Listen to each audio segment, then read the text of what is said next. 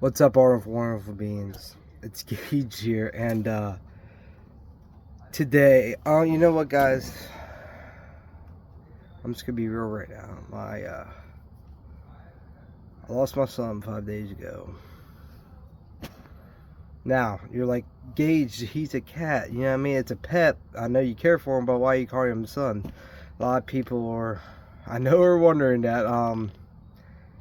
Spade. I have him since I was a baby. You know what I mean? Like I looked at him as my own son. Um, he's one of the few people that was there for me. And his soul, he wasn't just any other animal.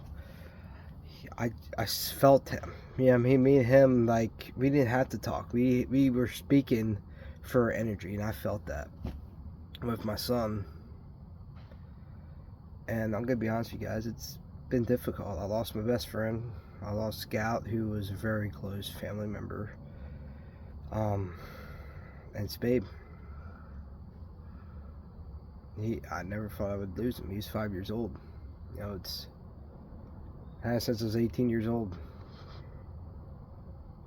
I had a lot of people close to me really helped me through that. Um,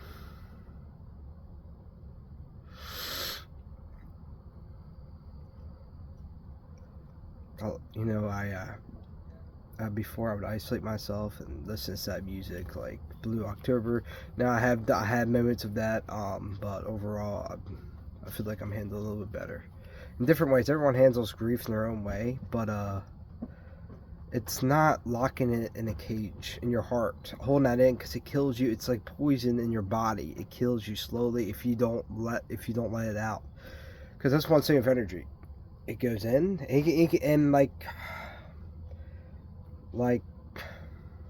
Lee said, um, Bruce Lee said, flow like water. And not only he's talking about just flowing, he's talking about your energy, what you take in.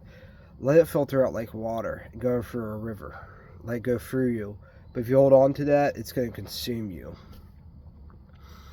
And that's what grief does to some of us. When we lose someone close, like a son, a brother, a friend, we let consume us. And because we feel we have survived, it's guilt, and it's our ego ultimately. The ego is telling you these horrible things in your mind. And the ego is kind of like an overprotective parent. They're trying to protect you, but they do it in a very unhealthy way. And that was it for me. With T, I blamed myself for years for his death. I wasn't there for him because I was in such it was the worst day I've ever been. I was very suicidal at that time frame. And I blame myself because he died, and I was finally starting to get my life together, starting to start moving forward, and that's when I found out he died. It was the hardest thing, and I went so hard. You know what I mean? In the beginning, I went hard with everything, working out everything, because I wanted to honor T and decide to live life and live his life for him. I like it so far. You know what I mean? You run to an end. That was it for me. I worked out. I hit my goal, but I didn't know what to do after that. I lost it. And then I gained weight and I got depressed. I started drinking a lot. And that was how I processed T's death, and it wasn't a healthy one. It wasn't the healthiest way to do it. It got me to where I am today, but there is different outlets. Like when I found out Spade died, after just took me a while. I didn't even want to talk to anybody, to be honest. It's no one can truly understand. Those that have deep connections with your cats or someone that's really close to you. That deep connection. No, sometimes we all can relate to pain. We all can relate to pain, but I still feel like for me, like, I believe some animals are deeper than others.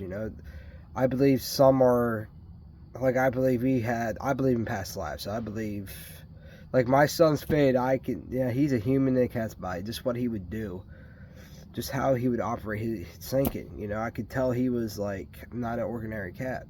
Because I met a lot of cats, and he's the one I felt deeply connected to. But it's when it comes to grief, feel it. cry, break down if you have to. I had to do that too. I'm afraid to do a meditation. I haven't done priming in about 5 days since Spade died because I'm afraid I'm going to break down and cry. But you know what? I got to face that fear because this is going to be a long process. You know, my son died. No, there's no like, oh, I'm fine, bro. You know what I mean? That was a week ago. I'm good. No, it's not. No, you know what I mean? I've grown a lot and I started painting. You know what I mean? That's been one of my outlets with grieving. But, it's feeling it. And that's what I'm going to do. Don't lock it in, guys.